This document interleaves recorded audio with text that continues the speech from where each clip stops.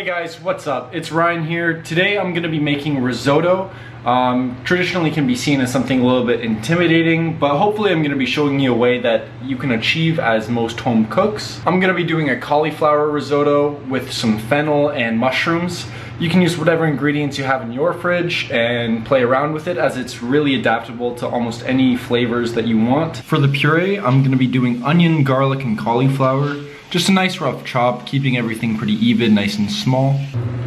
Look at this fennel. Look at it. Just look at it. Adding the fennel is going to give us a little bit of a licoricey flavor, but we want to keep that nice and light so that it doesn't overpower the rest of the dish. These little stemmy bits here are great for plating. We're going to sweat down the onion, garlic, and fennel together in oil, giving it a mix and a seasoning at the beginning. Once it's translucent, then we'll be adding our cauliflower and cooking that down with chicken stock and cream.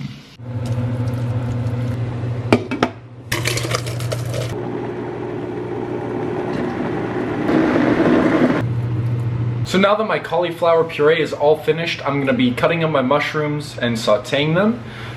When you saute your mushrooms, you want your oil really hot so that it gives a nice golden sear on your mushrooms. Don't want to burn the oil, but make sure it's a little bit smoky.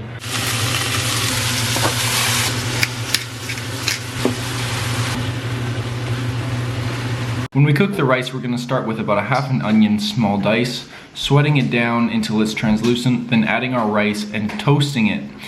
We're going to do this without any additions of liquid until it's too hot to touch. Add your wine and reduce your wine completely until it is all cooked out so that there's no alcohol left.